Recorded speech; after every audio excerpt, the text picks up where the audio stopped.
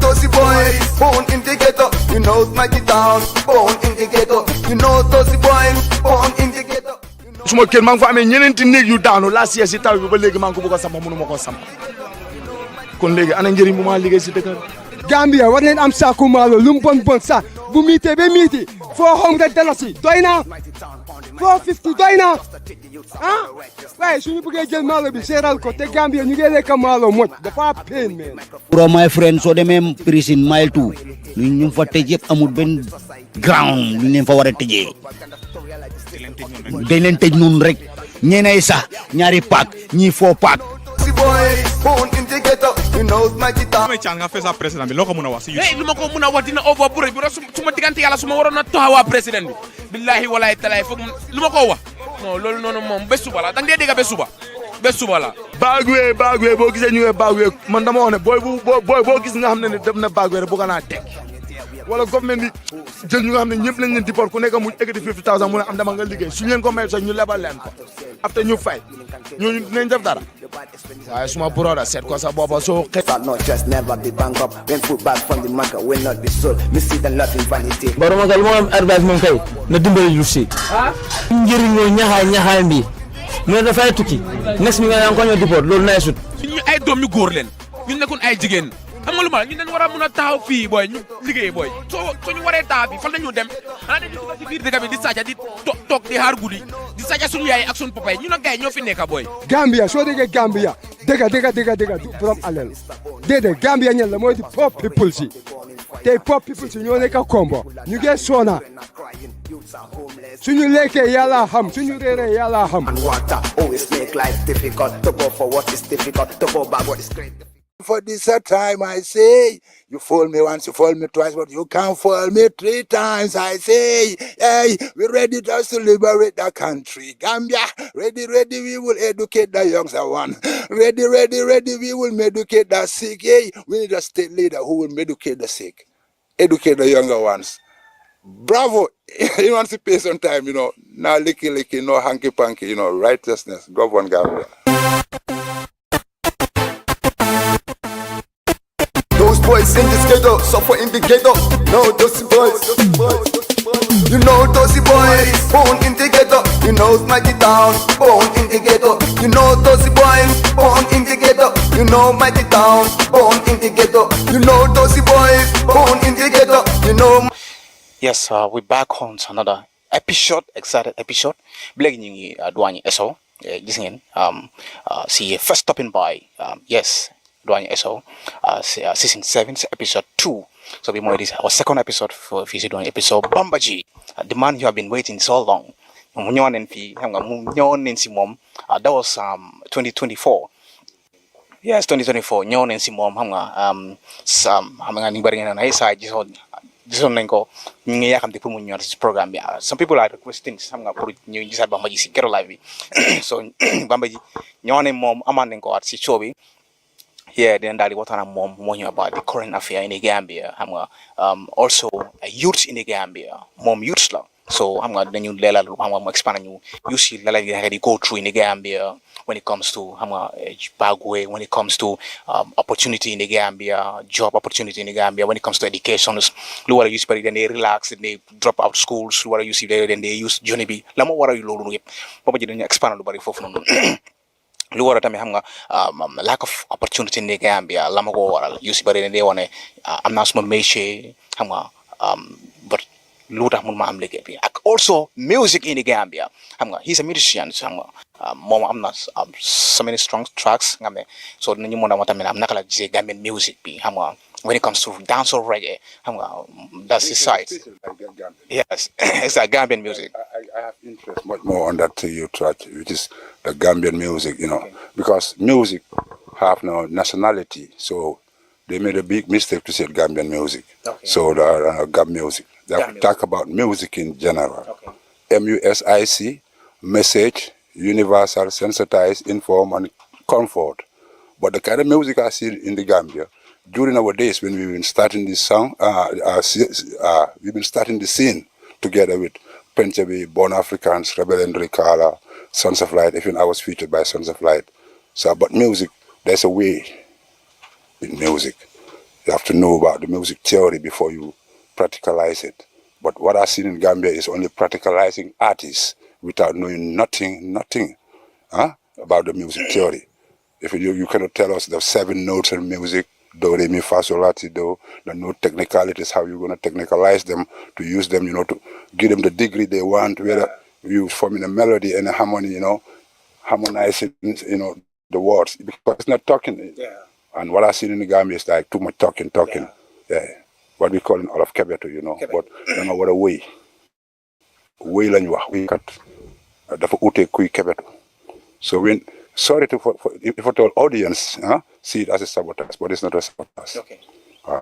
Because I've been to a music school.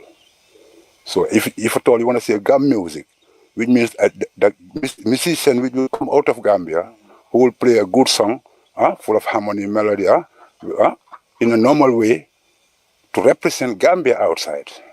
But music, nobody owns it. It's just like a wild goat. Whosoever can catch the goat is the owner of the goat. So this is my advice to all Gambian singers, upcoming ones, even those ones doing it right now. Yeah, and the producers too much kindergarten producers, too much premature producers. You, the producer, have to know music more than the singer. I'm giving this advice to all producers. If I told they're gonna watch me over, it's hard to hear. You have to know the theory before practicalizing it. Like if I told for example, if I told I was a music editor in the Gambia, many singers will go back to the music school to know what they want to do, or their music will not go because it's just wasting their time. Just follow them on the social media, whether their songs are selling. It's only that these GSM operators, giving them bass, utilizing them. Yeah. Yeah, utilizing them. Media ambassadors. Yeah, you know what I mean? Utilizing them when they need something with musical, we can be, musicalized, They can use them because, for example, they are the top artists, or we use him for advertisement, and stuff like that. That's not the scene. And music, you have to give respect. Can we recall Bob Marley? None of his music, fade away. All tracks are educative. So why you want to be famous? You insulting the public. You said you want to get fame. Secondly, you don't know music. This is an insult. Whom you insulting? Yourself. Because it's coming back to you. It's a wall of reincarnation, wall of recirculation. Anything you do, it's coming back to you. It's very important to know what we have to do and what we have to say. Like to be a human being, human, like understanding the viewpoints of others. This is my advice to all Gambian musicians and those who want to make it as a career. Even the youngsters, let them go to the music school where they will learn about music theory. And when you come to the current situation right now in Gambia, I would just say a few words because each and every Gambian know how Gambia is going now. 60 years, 30 years of Jawara, 22 years of Jammeh, heading to another 9 years of Adama Barrow. It's we, the Gambians, who have the mandate to elect another leader. Because we said we pledge our firm allegiance and our promise we renew. This is not written in the Further Gambia just to be blowed in the morning and the evening, saying that it's the state anthem. Each and every Gambian have to know that. We are the power. It's not Adama Barrow. Adama Barrow is just elected for him to be the president, to administrate the state through justice and equality. Like what we said in the Further Gambia, let justice guide our action toward our common goods. We must lose our common goods. That's what happened in Gambia because of injustice. Not only the thief have to face justice. They said stealing is unlawful. So why they categorize it? When the minister make his deal, him not going to jail. But when a simple civilian, come across the law, he or she must be prosecuted and publicized. Popularize that. This guy, or another, stuff like that. He was caught, plead guilty in front of the court, sentenced for this and this and that. So what about the big ministers? those who embezzle in the state revenue, because Gambia, we don't know whether we have resources, but our taxpayers' money, that taxpayers' money belongs to Gambia, belongs to each and every Gambian. Not you, the president. You have the mandate to escalate your salary, like policy with favorites, policy with advantages. We can't justify us. We must come together, to build one Gambia under one umbrella. Like no to tribalism, because it's the worst disease, tribalism and corruption, and that's what Gambia is into today. Because when you take a look, if at all you want opportunity, because he was talking about a lot of people don't get opportunity of being employed under the government. Yeah. It's a kind of nepotism. Yeah. Because, for example, if I'm the president, I select my favorites. I, the president, have no right to select my favorites. Or I've been the minister of this department, selecting my favorites from my family man, knowing ones. That's kind of nepotism. Where those guys are the qualified one to run that post. It's very important to look for the right guys for the right post, but not the wrong man for the wrong post. It's not, nobody going to do it for us. It's we ourselves. Like what Bob Marley said, emancipate yourself from mental slavery, none but ourselves can free our minds. It's within the minds today that too much corruption in Gambia, too much humiliation in Gambia, human rights violation. So we ourselves have to stand and see that Gambia is settled now. Because the children are the future. Like 30 years ago, 40 years ago, if at all, there was conscious Gambians who were talking about the development of this country. We could have lived in luxury today. So do you still call Gambia a smiling coast? Though it's a smiling coast, each and everyone, you live in a smiling land. You are the king of your kingdom. Yeah. So only you can make it better. That's what I mean about, for we to emancipate ourselves. The Senegalese will not come and fight for freedom. A Senegalese will not come and fight for development. A Nigerian, Guinean, etc. But we the Gambians, we call ourselves Gambians. We have to be proud of this country.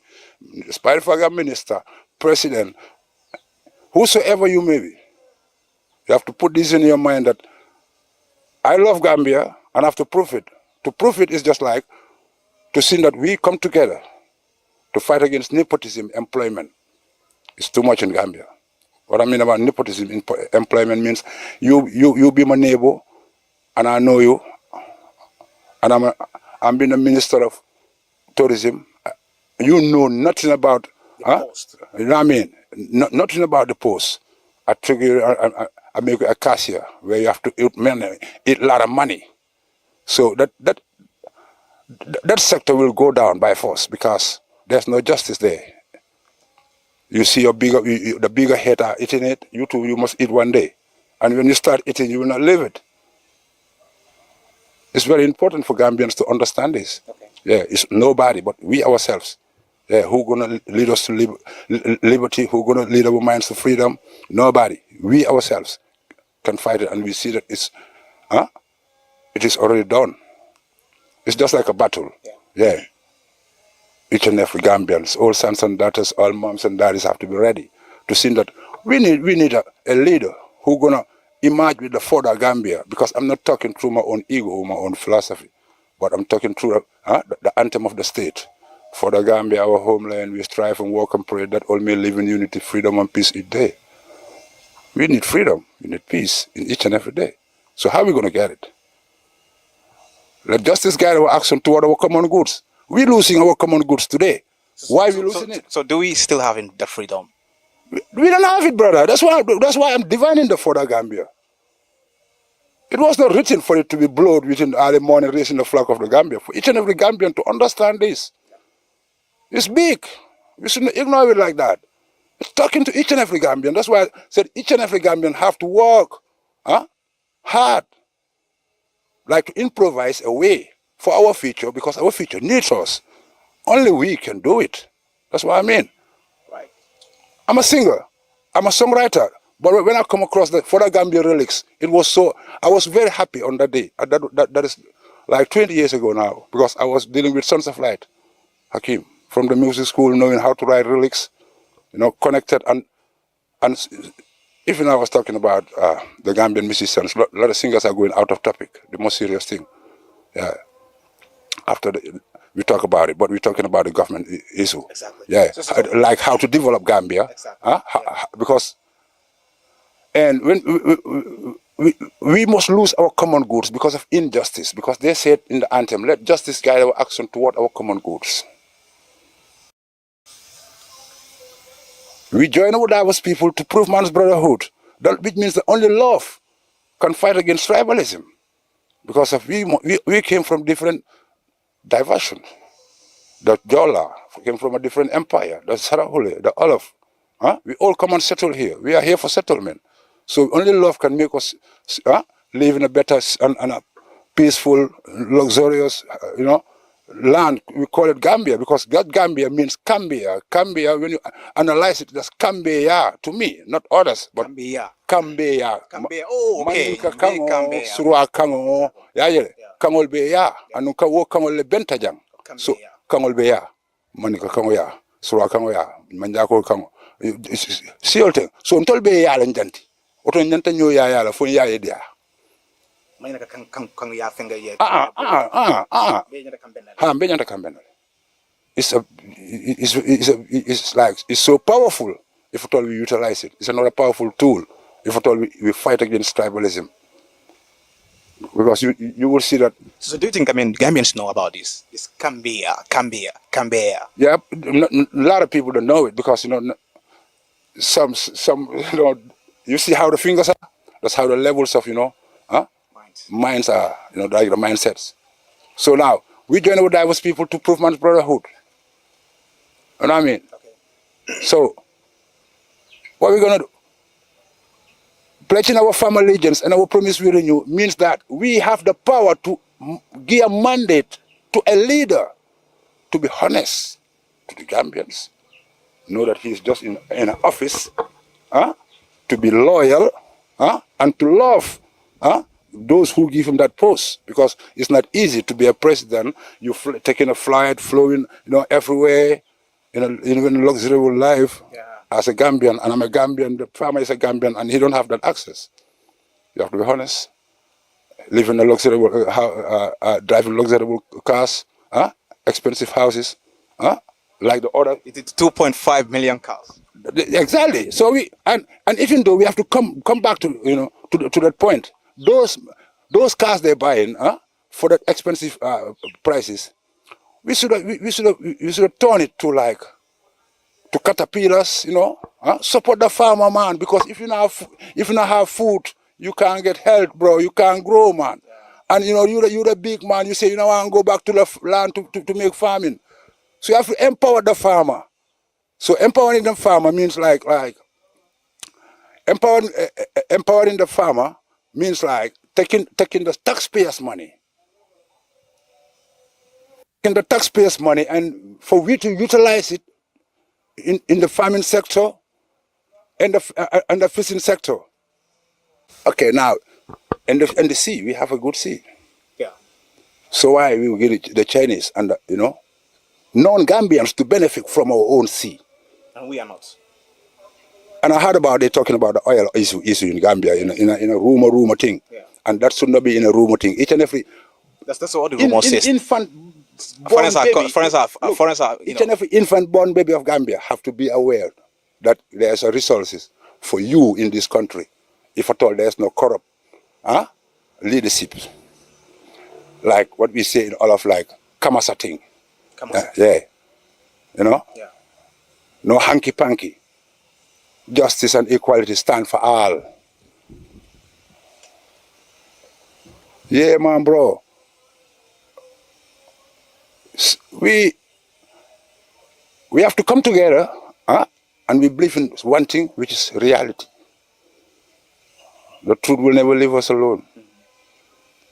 And when we go to the human relation, that A representing admit reality when you're wrong. And we born to make mistakes, like to be right and to be wrong. That's the nature of the human, of the human being. To be right and to be wrong. Sometimes when you're right, you feel proud. But when you're wrong, to accept reality. Exactly. So those employees embezzling the state revenue should be aware that Gambia, that era is gone. The youths are rising because we take a look for of Burkina Faso today. Take a look of Rwanda. If in this our neighboring country, Senegal, you think that what they are in for? We all know about Senegalese, Gambia and Senegal. They are our neighbors. Why can't we be smart like them? Why are we going to allow that 5% even oil? People talk about it. As we've been Gambians. We have intellectual Gambians. It's a big shame. It's a big shame, bro. To me, I don't know to others, but it's a big shame.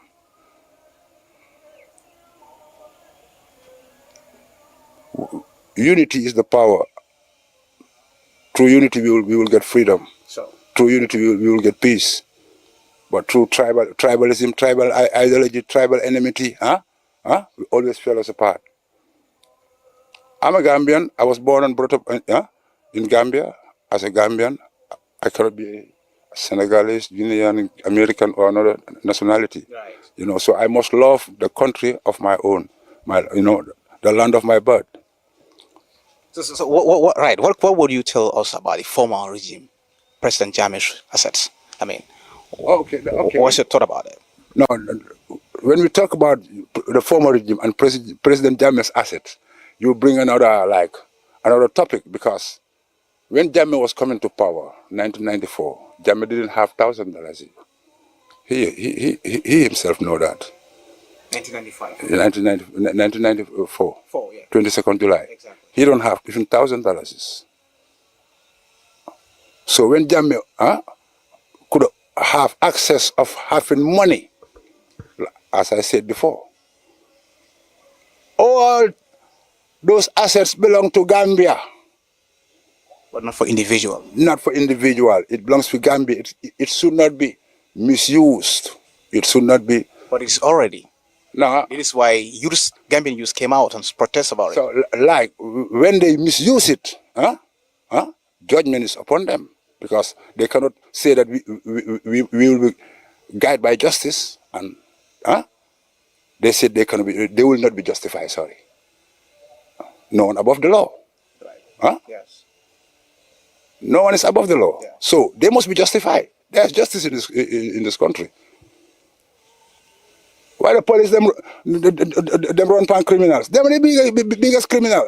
Can the IG give a mandate to them, to the police for them to be arrested? The IG have the mandate. He have the power. And why he don't do it? You know, bro, you cannot send me to school, teach me about, 1, 2, 3, ABC, and now you tell me, say, you want to spell Gambia, you spell it through Gambia. After school, you tell me that, it's Cambia. Which means you want to fool me. Yeah. What is the meaning of that brainwash education? Hatred, they reward for love, like Mali said. Don't let them rule you. Don't let them even school you. Because corruption and intimidation is their next power.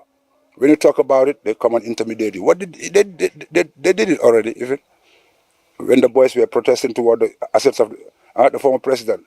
They've been intimidated by the officers. Those fighting for your own right, even you the officer. Even those fighting for your own right.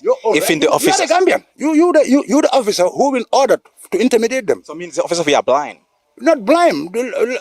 Bro, it's just like abuse of power, as I told you. And it's the cause of revolution, because I will insist toward my own right, no matter the other one. But you don't know who and who will insist for his own right. Yeah. Whether he will be killed or not. Who is the cause? You the one who don't accept reality. This is a hard fuck, bro.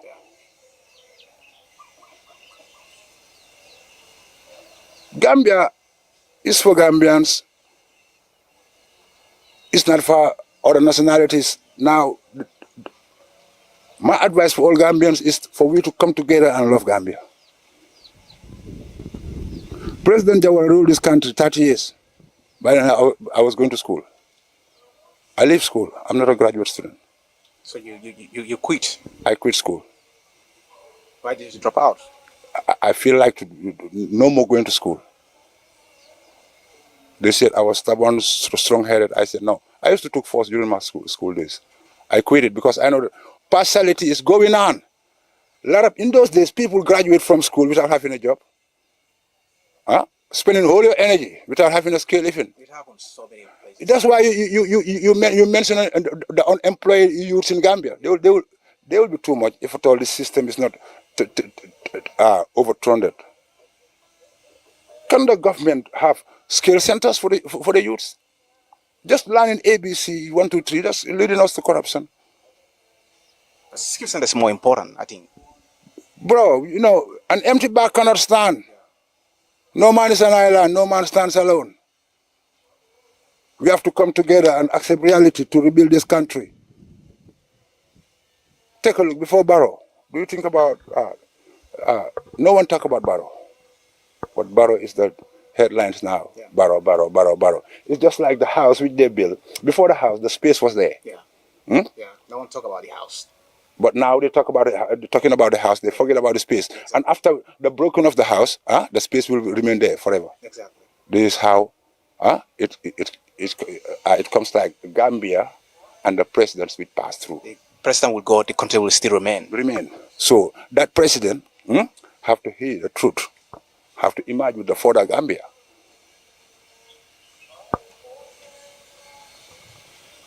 Why he gonna even take advices saying that this guy and that guy is they are my advisors? You can advise yourself. You are a matured human being. You know the right and the wrong. Only talking about the favorites and the unfavorites. What favors you? Your mind telling you the truth, but you deny. The mind never fail you. You know that you are a president now. President of what, Gambia? Huh? A landlord in my compound. So what I have to do? I have to govern the land in an equality way, but not in a partial way, because too much partiality governing in Gambia now. And there are employees know that it's not right, but they're capitalizing before the ending of the regime. Because who don't embezzle, you are not part of the regime. You are a bad citizen. Like what we call profito. ñëpp a ngi profito pour seet am luñ am. Waaw waaye alal ñëpp nag du dee barke. Ñaata ministre ñoo fi nekkoon ak seen doom ñun baalal ma nag su nekkee man li may wax ni ragalu ma ko de ñi may déglu laa wax de. Waaw li may wax ni ragalu ma ko. Nga nekkoon ministre ba pare nga jël suñu alal réew di ko embasul di ko février sa doom yi tey ñun Gambia nga foog ne sa ban doom moo raw Gambian duñu mën a raw ñu bari dañoo nekk jonki ñi dañoo nekk ay dof ay psychiatriste parce que what goes around comes around. What goes around comes around du sa alal sa baay mu ngi ko doon tiitaroo moto boobu noonu mu ngi see sol essence di ko dawal xaalis si réew mi la lu tax keneen mënu ko dawal bro li foog lu ñëw ne let's justice guide our actions that word dafa leer each and every Gambian daf si bokk our actions la ñu wax we strive and work and pray not you each and every Gambian have to strive and work and pray now toog muy dox nga toog rek muy dox yow yaa ngi rey nit ñi parce que ñun ñëpp a ngi doxal on a sax yaa ngi toog rek ba pare nga bëgg a am di bi nga siya da nga ëppale nit ñi waaw nga ëppale nit ñi te ñun we need to change and form a strong coalition to liberate this country from humiliation corruption. It's hard to hear 22nd intervention of Yaya Jammeh loolu la gars yi waxoon ne lii Gambien yi féebawul leen nañ leen coalite ñu seet naka la ñoo mën a amee doole génne ko fi suñ fi génnee Yaya Jammeh tey ñun naka lañu war a amee réew mi. I think that's what the Gambian did. dañ coalite. waaw ñu génne Yaya Jammeh. su gars yi oytuwul nag ba aaxi Gambien yi dal leen ñoom nguur gi Gambien yi laa wax seen aaxa dal leen because amul aaxa dafa am das kaama man mi waxaa yow nii góoma ay seen indoctrine religion yi de I believe in karma comme ay dem cooj ak dem jumaa ak yooyu noonu góoma ko I believe in laa ilaaha illallah with the hidden secret ba pare karma laa gën a respect not to hurt you I know that one day someone will hurt me not to cheat you I know one day someone will cheat me but the more I don't do it that's the more powerful I will be because da ngay dem ba try ko mu fail because of I don't do it to nobody te ñëpp a ngi am yaakaar si ñoom ministre nangam nga private sector ni nangam foo munti nekk di liggéey yaa ngi liggéey Gambia government di la fay yow soo jubut yaa ngi amel Gambia neexut a wax soo ko dundalee sa njaboot yaa ngi koy dund yaa ngi leen a dundale loo xam ne comme yow mi gis sàcckat bi nga koy naan sàcc yow yaa moom yëpp sàcc ngeen parce que de sa alal réew mi la bu ko foyee alal mbooloo la bu ko foyee dénkaane la yaa san waaw dénkaane dañ la ko dénka kon sàmmal ñu ko dafa mel ni ñëw ni ma ko mën a waxee si gàttal Gambia waroon naa nekk réew mu neex te am nañ lépp laaj ma lu tax man maa ngi fii nii soo mënee tourn around caméra bi dama toog ma yuga ne maa ngi fi amee laan moom mun naa fee def banana ak ay papakaayo dama ko def mu sax just comme ni tourn around dama ko fi def mu sax def naa expérience si nappa géej nga dem si géej gi am jën yu baax ñëw soo ñun lu tax mënuñoo improvise way whereby nañ mën a am ay storage ay factory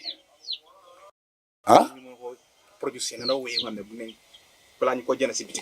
balaa ñu ko jënd si biti tubaab bi nga xam ne daf ko jagal xam nga tubaab bi ban feebar la planal ban feebar la planal soo gisee ñu ne Rastaman because the Jamaicans inspired the Rastaman and the Jamaicans were the slavery descendants ñoom ne they know about their enemies all packaged food daf day am poison muy bii muy bale percentages lay grow yi sa système bi ñun suñu jamono maam yi high blood da nga ko doon dégg ne feebar tubaab la waaye doo de am naa amut man am 51 years bro ma ngi laa lu logique waaye léegi is rampam waaw because yow nga ne da nga rëy lekki tubaab ngay lekk da nga tayal doo liggéey loolu sa mun na laa feebar waaw so understand léegi yaa ngi développe économie tubaab pharmaceutical company si da nga mos a dégg ñu jël kookin taal ko kookin bi nga dégg kook mosuñ koo taal fen dañ koy jëlaat back to the laboratory def ko ay garab pompal ko seen pharmaceutical company si ñu jël marijuana ne African Asia dañ leen enslave they had inferior race te suñ développé nañ fight revenge ñu indi law against marijuana pour seen cigarette company si mun a dox te cigarette ñëpp wol bi ñëpp xam nañ it's causing cancer and bondage cigarette mooy cause cancer seen second hand machine yi mu ngi cause cancer pollution plastic waaw plastic cancer si yëpp ñëpp xam nañ ne that disease ñoom ñoo indi ñoo ut client noonu pour sa médical si mu ngay ñëw tey benn du la faj daf lay kaam ba pare ñu discourage ñun africain ne ñun suñ herbal treatment yi baaxul doo xam ban dosage bi parce que foofu la brain wash bi dawee yow sa maam di ko doon faj ba sa maam dee sa nga tayal doo ko am ci moom te yàlla daf ko inspire woon pour mu community bi because community bu nekk yàlla na am ku mu inspire affaire feebar la dañu ne demal si paa nangam demal si herbal treatment bi waaye it's the same like he's a doctor loolu tubaab la rek fajkat la mooy fajkat waaw so too much brainwash education too much indoctrine boo xamante dafa ñëw disturb african bi te ñun dañ si fool suñ demee sa bi affaire diine nii sax diine bi nga gis nii dañu indoctriner bi nga xamante ni dañu nekk yéen a tapet yoo xamante ni yéen a popet ne dañ gëm yàlla fekkat yooyu yëpp dañ ko plan pour ñun yow nga ne jullit nga pare nga nju njaaj xanaa Adama Barrow du jullit ministère yi du jullit amul ñu si nekk Christian 10 commandments within the Bible and the Quran thou shalt not lie it's within thou shalt not kill it's within thou shalt not steal it's within are you not simple human being like each and every human bro this is so hard ñun Gambia pour Gambian yi la ñun xale yi ñoo nekk di future bi so ñun dañu war a liggéey Gambia bu baax ñun dañ am liggéey bu mag ñun Gambien yëpp dañ am liggéey bu mag buñ teg suñ kaw bopp bi yaa ngi gis ku nekk da war ngaa liggéey bu baax because yow fi mu toll nii man su ma juddoo ma fekk suma bàyyi liggéey na liggéey bu baax how comfortable I will be dama gis ne am na foundation bu mu start man mu maa joxoñ ne man tamit waruma nekk na sax waaye su ma ñëwee fekk maa foog ne moo fi nekk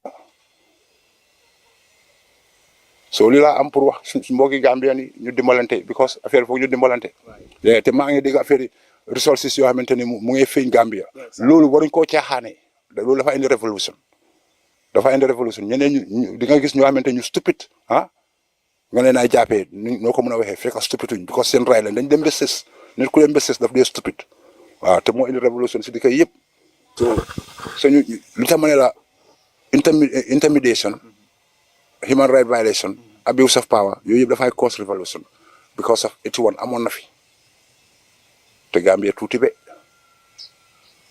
waaw te ñi ñu ngi indi benn politique bu bon bu tilim boo xamante ne sampuñ ko fenn Gambien politiciens yëpp ñoom ñëpp li ko dalee Adama Barrow NPP keneen ak keneen propaganda in politics rôle politique la waaye nekkut comme yu ma xaas propaganda te loolu dafa moom la gars yi di use. xaas propaganda waaw warta xaas because na dem ba nit tempaam ne dafa am tempa moo waral saaga yi yaa ngi gis te yow soo saagee yow nga war a nekk kilifa ëllëg amuloo patient dafa pende maa ngi waxee feneen yow kilifa boo nga bëgg a nekk pour eno Gambia rek amee ko da nga war a am patient mun a nangu lu bari antan lu bari waaw soo waruñ laa teel a mun a laar rek nga feeku te politique bu bon la because yow léegi yaa ngi bëgg a nekk borom réew mi yow loo am ñaata nga am si alal ba nga before nga ñu nekk président rek mu nga nekk président kan ak kan nga mës a dimbale it's very important ah parce que waaw lu nekk dafa am fu mu originalité waa kan ak kan nga mës a dimbale ah because ñun dañ bëgg ku yaatu réew mi dafa yaatu askan bi dafa yaatu comme askan bi ku war a mën a amee askan bi dafa war a amee xol boobu noonu naka la mën a waaw naka la mën a yaatalee waaw emale ñëpp dafa war a em moo tax ma ne that equal right and justice that equality loolu génne tribalism moo si gën a gaaw because tribalism su fi génnee rek ñëpp ay em ba pare def ko loo sax def ko loi boo xamante ne yu ma bëgguñ ko fee gis am na mu ngi Rwanda everyone is a Rwandese there's no like Hutu or another tribe no man nigga Jola waaw no Jola fula Gambian c'est Gambia waaw nga mën a feel ni Gambianité bi wu noonu waaye soo nekk fii suma mbokki Pël la understand ah man Pël la nga ne waaye ñu jaar fa ne ñu beneen xeet bi budul ko ndey beneen xeet bi tamit dégg la ko xamante ni sax mun na laa mu éliminer la crime ñëw na ah su la mënut a éliminer mu ngi ko def si maynam bi mu neewee mag mun laa éliminer so ñun Gambia dañ moo tax ma ne la Gambien dañ am ñun liggéey bu mag bu ñu war a def li si gën a am solo mooy ñu génnee tribalism juboo nekk benn waaw. Gambia. Gambia ak foofu ay wax yu bari dañ fa dajee because kangol beya Kambeya Kambeng because Kambeng soo ko déggee mbentak kankelin ne so kankelin boobu only love to love Gambia ñu bàyyi criticisme bi mo waaye nag man li ma dëgg laay wax gars yi de man gars yi ñoom ñoo ne dañ bëgg a nekk ministre ak président ak police ak soldat ak nangam yaa ngi gis li nga bëgg a nekk nag dama la wax ne yow soo ko nekkee ba pare pour Gambia di la fay soo loo def njuuj njaaj ayuma sa diggante yàlla la because yaa ngi ñooy lor te ñoom war na ñoo mën a rus sax ñun suñu war a jël suñu resources non employé bi mu ngi struggle like what I would say Mama struggle, Papa struggle every day. All what they under system, take it away. I hear them say a system this and this way. Oh, politicians really don't care. Mama hustle, Papa hustle every day. All what they under system, take it away. I hear them say a system this and that this way. Hear me when I sing, say. So like, it's so mad. So you know, you hustle from sunrise to sunset. Luñ dajale rek politiciens yi jël ko through tax through high prices because government bi am nañ mandate pour ñu tagal ñu price nangam lii nii nangam lay jar su boo nga oodee ko ñaata at lii nangam lay jar saako maalo mu ngi jar $700 sukur mu ngi jar $800 bala nga koy yokk da ngay am order si kaw waaye fii golo gu jot rek sori nag si golo yu woot bi wax naa ko ba pare waaye noonu laa ko mën a waxee waaw ku nekk si business rek nga ne da ngay order li yaay greedy because wanti can get it waaw dafa can get it you still want more yeah so ñu bàyyi wanti bi tamit boobu because da nga war a xam ne yow profit am nga ko ba pare because am nga customer yi ñu ngi jënd si so war ngaa mun a doyloo si li ngay jaay. Well, I think this is the main problem in Gambia, the inflation bi. Inflation boobu noonu exactly. Si laay wax nii yow leer na la ne man damay jaay te man dama ne jullit laa dama ne christian laa so dafa bokk suma diine waruma koo nangu waaye yow yaa ngi jël te leer na ne yaa ngi jël léegi nga continuer si noonu te ñu ne la aha su duggee sa alal révélation scripture yëpp lañ ko wax aha bu duggee sa alal yaa sa alal te yaa ngi ko nangu moo tax ma la lañ da borom alal yooyu ñoo ne dañ bëgg a nekk président ndax boobu noonu amul kenn ku ñu taxawoo ne ñu ne la kii Essau Fall moo dee order maalo Ibrahima Tabora Mané moo dee order ciment pour yombal ko waa réew mi diw sangam moo dee order yaa ngi gis sukur pétrolium diw sangam ñu ne pour yombal ko waa réew moom profit bu ndaw la ci am waaye ñooñu defuñ loolu de ñun dañ bëgg a nekk président bëgg a nekk président si kaw lan nit ñi sànnil leen ngeen defaat ñu nit ñi def nit ñi ñun dañ bëgg a nit kuy ñëw yu ma xoolal consider nit ñi centralize affaire bi it's time to centralize and socialize. Centralize and socialize the state revenue. It's not an individual thing. Dafa yomba li kay bëgg dafa yomba toog office jënda ay moto yu rafet yu ma di génn président génn na yaa xaalis loolu baaxut boo xam ne si lu mun a daane réew ak corruption. est-ce que foog loolu moo ñu hit ñun loolu moo ñu laal moo ñu dal moo tax maa la koy wax parce que ñun ma Jammeh nekkoon na fi xam nga yaa ma doon laaj affaire yi Jammeh waxoon naa ko si first interview bi Jammeh lim ñu di Jammeh daf ñu jàngal because Jammeh dafa ñëw ñu bi mu jëlee dëkk bi xam nga dama la ne woon $1,000 si sax amu ko woon waaye léegi suñu waree am fii nii ay $10 billion Gambia moo ko moom ñoo ko joxoon doole boobu na dem ak mocaatam rek because dañ ko doon fay salary every month dafa doon am state salary every month lu mu am mocaatam la waaye lu fi nekk moom Gambia ko moom Baro sax na ko leer ne the same way because what's good for the goose is good for the gander so we just speak the truth bro waaw amul hanki panki amul yeneen ñun réew mi yàlla suñ ko defoon nañ am judgment de man maa ngi la wax lu serious judgment dafa bëri nu mooy ñëwee because léegi coono bi ñooy bàyyi si réew mi fekk ñu ñoo ko def suñu own ego bañoo na waxante dëgga bañoo na teg si réew mi si dëgga ku nekk ne waaw ni ñu rek su ma jotee rek capitalize dem yaakaar su ma demee Europe rek daw naa du ma mun a ñëwaat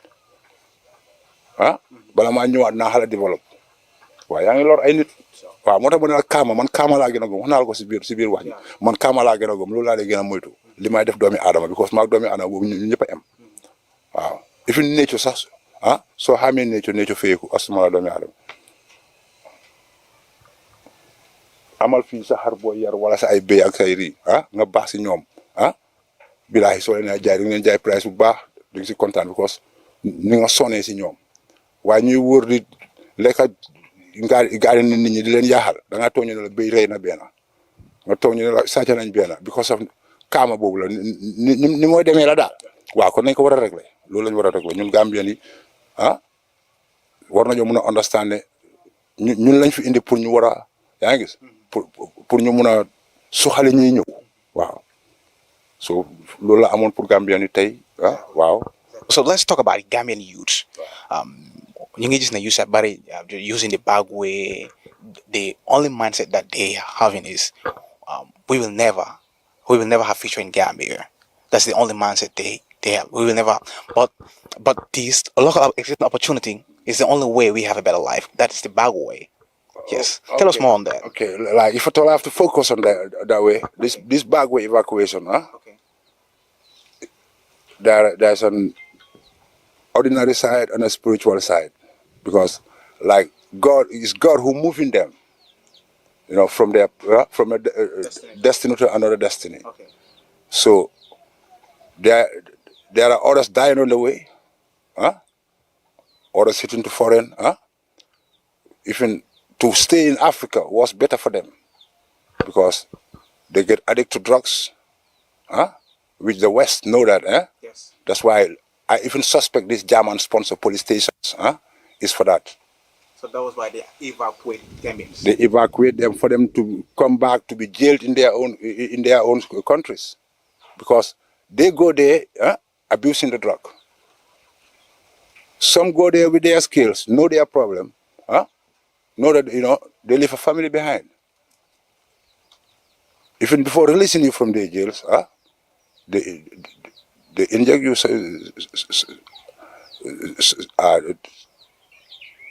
like they give you a dosage of drugs through even the foods, because a lot of deportees of deportees used to talk about it. Okay. That they I inject. think one guy, I remember in Colony.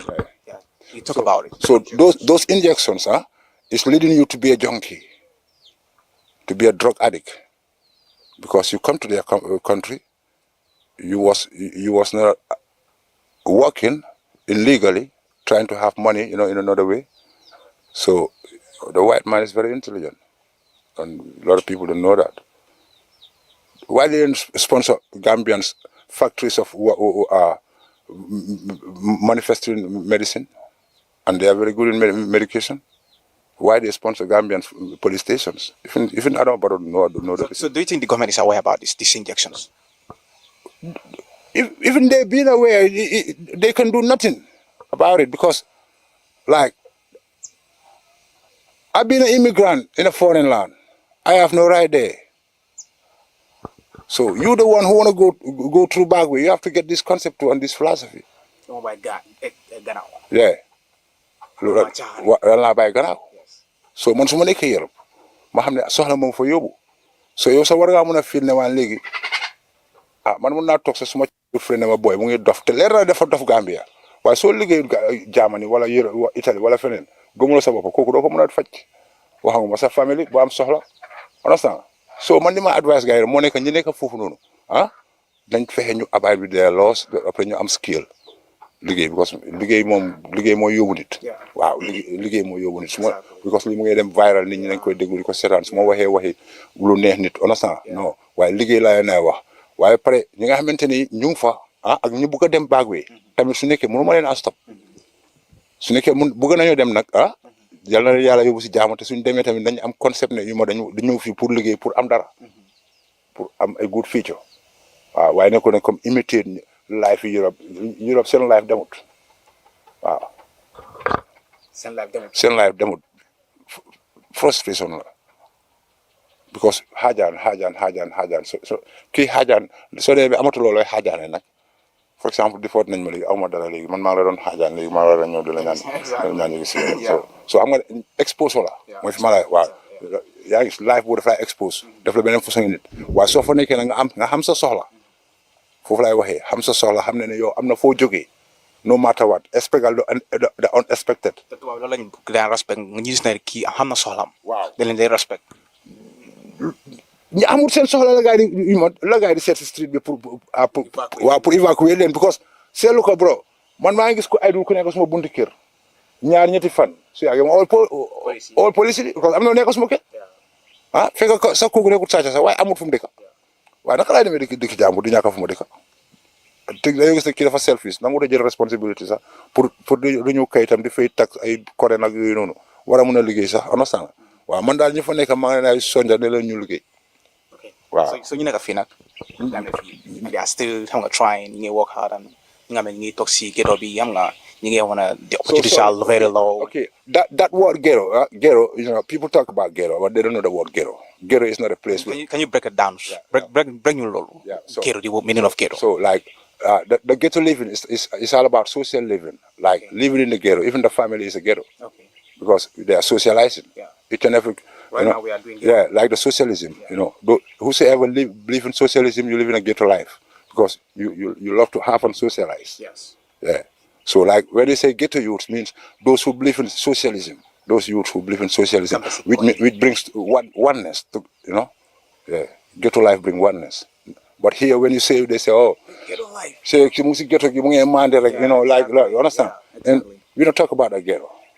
Yeah. That's not a ghetto. Yeah, we don't talk about the ghetto youths too. The youths we're talking about, like those who have concept, because in that ghetto you gather together and guide ideas together. Yeah, you learn something from the ghetto. What I mean about learning something from the ghetto means like sharing ideas. Yeah, sharing ideas. Yeah, like motivating one another. Having patience too, whereby you can get patient, because not every day have to be like Monday. So when today is somehow all right, another day is somehow hard. It's just like. Do you have a song about the ghetto? So the ghetto life? No. Me never heard a song about the ghetto life. But we expect you to do it. So it's to make some acapellas about the ghetto life. Yes. Yeah, I can do it. No problem. Yeah. Then do it. We're watching. Okay. So it's not easy to live a ghetto life. Oh, every day you got to work hard and survive. Yeah. Don't say where you rally on the journey of life. Yeah, yeah. Oh, Rasta say, ghetto life is not an easy life. Mm-mm. You got to work hard and I mean, so That's amazing, man. That was amazing. A cappella, a cappella. So how do you get a life again? And can you tell us about you? If you have been, you are also one of our, number one fans of Get a Life. How does she get a life? By the way. Yeah, like the ghetto life. I love it because they are here to emancipate. Because the move you doing, like you making. Sorry, man was born to make a mistake. Yeah, it's a positive move. It's a positive move, really, and you through the interviews, a lot of people will know their rights. Like you're doing a great job. Don't think about it. It's not easy to. Yeah, rolling around. Other will on the radio, other will understand you. Exactly. Yeah, you know what I mean. Exactly. Yeah, but you're doing a great job because a lot of people don't be aware, and they have to be aware. Exactly. Yeah, because being an ignorant, the word ignorant means lack of knowledge. So you want to acknowledge the people, through this, social media, interviews, you know what I mean, just to say love, peace, happiness for each and every Gambian, Yeah, I love it, man. Bamba Gii. Yes, that's him, Bamba Gii, the man you have been waiting for so long. Yes, we were here in 2024 and 2025 we came back. Yes, in 2025 we come back to Miss Home again, just have this amazing nice interview with him. So, this is amazing interview with Bamba Gii. I just can't correct him. The man with the big brain. Lola the man with the big brain.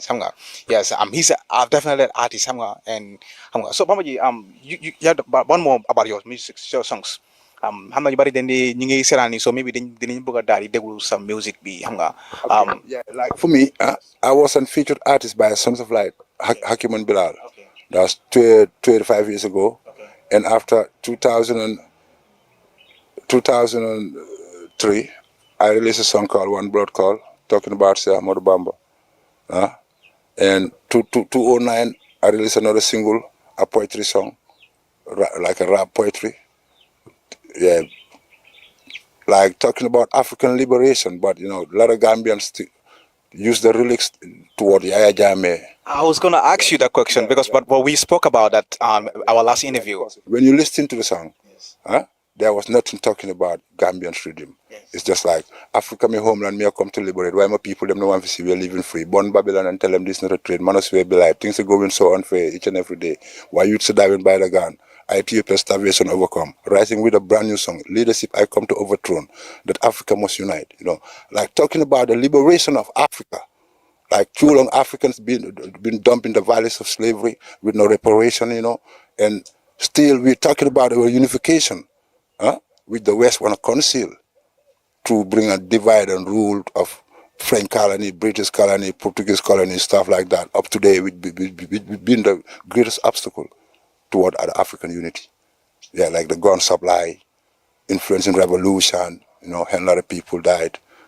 Tears can't get dry, who to dry the tears from the eyes, because I'm a rhythmic artist.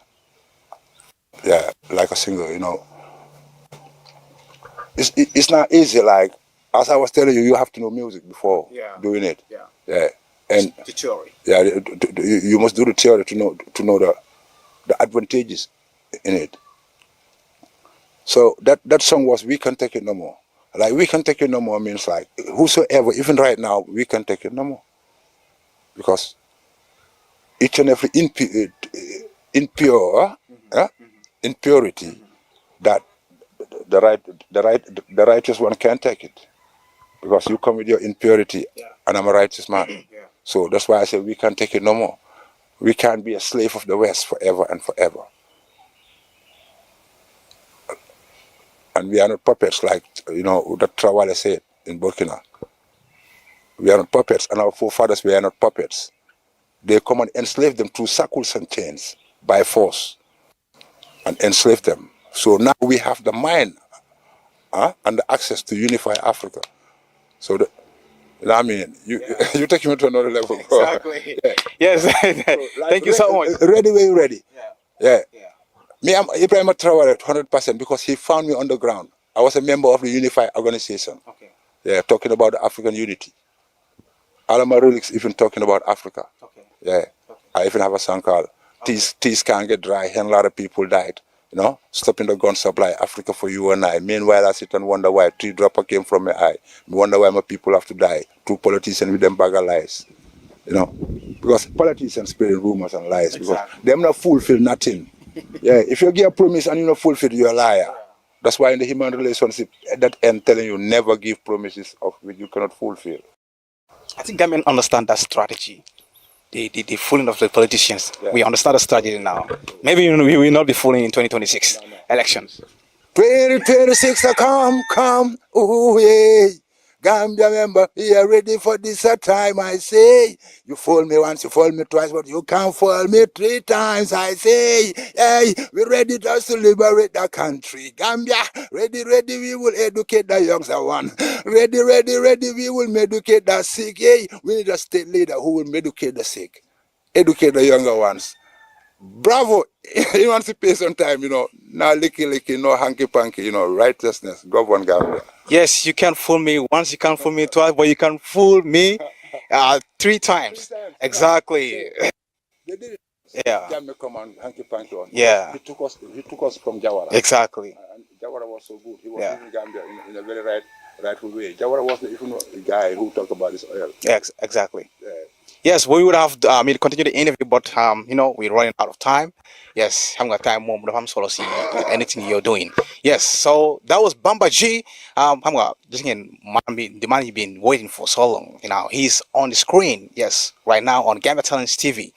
Gambia Talents promotion. Bamba you see Yagunon Nyaka Sun boss Faru Samba. Our great boss. I think I can always every time Lola, it's not just lost for Gambia Talents TV, but it's a loss for entire country. She was a mentor. So she was our boss. Yes. Our mentor. She's a mentor. You know, she trains more than 600. I mean, interns that are training journalism, videographer, IT. You know, and any other things. Come part of media. She trained 600 young people in this country. So loñu mëna wax tamit ci Fatou xam nga mais har so in peace. Waaw RIP Fatou maa lay ñaanal barke la ilaha illallah yal na la yàlla xare arjana. Waaw la ilaha illallah because la ilaha illallah is the key to heaven. Waaw la ilaha illallah moom rek booy dugal nit arjana moo tax ma ne maa ngi koy ñaanal yal na ko yàlla xare arjana yal na la ilaha illallah doon caabeem waaw parce que la ilaha illallah is the key waaw. Sure. Man foofu laa mën a am te yàlla dégg na ko waaw te moom sa turam bi tijjeeku la Fatou mata bintu ya Rasulillah Fatou déglu ñu ne Issa Dia Rasulillah wal Fatou wal Fatou waaw yal na ko yàlla defal Fatou waaw ubbil ko arjana yu kawe. May Allah accept your dua. Yeah. So yes, Ghetto Life Storyla, yes, voice of the youth. Your way to get your voice out. Be more episode 2, season 7. Yes, Bamba Gii fee. Si doan Essau, we still in Essau. I'm gonna belegi dialogue common belegi Essau. So my idea for all the viewers that are watching since the very beginning. Yes, shout out to you guys. I mean the top fan of Ghetto Life, Gambia Talents TV, Germany, Italy, France, Senegal and Gambia, by the way. Yes, shout out to you all. Yes, and also shout out to all the Ghetto Life team, especially shout out to Bagar Tamba, Umar, that the people, all the amazing videos seen right now. These are the 2 gentlemen behind the camera. Talk about Brahma Science, shout out to you, King, shout out to Mangla Jaya for Trop, and all the Gambia Talents TV staffs, Manangli Jaya for Hamga. Every Saturday, your voice to get your voice out. It's the only way to get your voice out. Voice of the youth, please. If you're a returnee and then also a deportee, or you're in a Gambian youth, anything you wanted to share, it's the only way to get your voice out. Okay, please reach out to us. Simply, you can actually select us on our DM Gambia Talents TV on our Facebook page or my TikTok, Yusuf Adre. I'm always available on my DM, please. So let's okay, Kobuga, I'm gonna watan yung bama yung ko referred.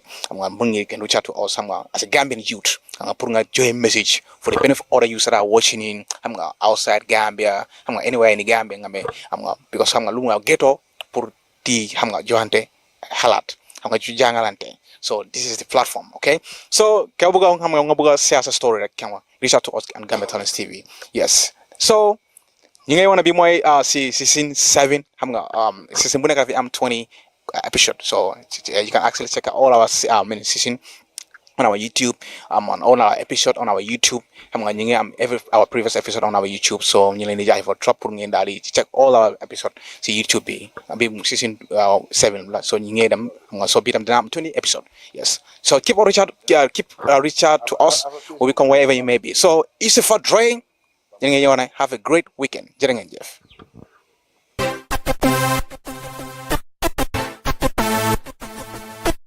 Those boys in this ghetto, suffer in the ghetto.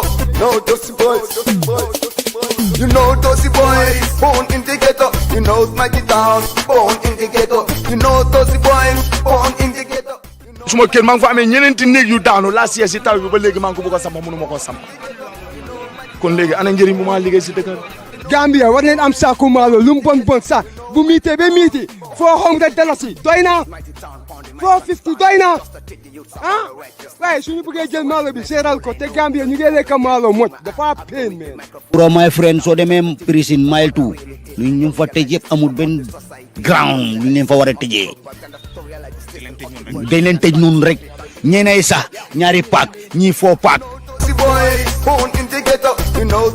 may caan nga fee sa président bi loo ko mën a wax si lu ma ko mën a wax dina over bu rëy bu su ma diggante yàlla su ma waroon a taxawaa président bi billahi walaay talaay foog lu ma ko wax non loolu noonu moom bés suba la da nga dee dégg bés suba la baagwee boo gisee ñu baagwee man dama wax ne boo gis nga xam ne dem na baagwee rek bëgg naa teg wala government bi jël ñu nga xam ne ñëpp lañ leen deport ku nekk mu ekkati 50,000 mu ne am dama nga liggéey suñu leen ko may sax ñu lebal leen ko après ñu fay ñooñu dinañ def dara waaye suma broda seet ko sa boppa soo Not just never be bankrupt when food back from the market will not be sold. Me see the love in vanity. Baro magal mo am advice moom kay na dimbali lu si njëriñoo ñaxaay mbi mu ne dafay tukki next mi nga ko ñoo deport loolu nay sut ñu ay doom yu góor leen ñu nekkul ay jigéen xam nga lu ma ñu dañ war a mën a taxaw fii booy ñu liggéey booy soo ñu waree taxaw bi fan la ñu dem xanaa dañu dugg ci biir dëkk bi di sàcca di toog di xaar guddi di sàcca suñu yaay ak suñu papa yi ñu ne gars yi ñoo fi nekk booy. Gambia soo déggee Gambia dëgg du borom alal déedéet Gambia ñan la mooy di poor people si tey poor people si ñoo nekk kombo ñu ngi soona suñu lekkee yàlla xam suñu réeree yàlla xam. And water always make life difficult to go for what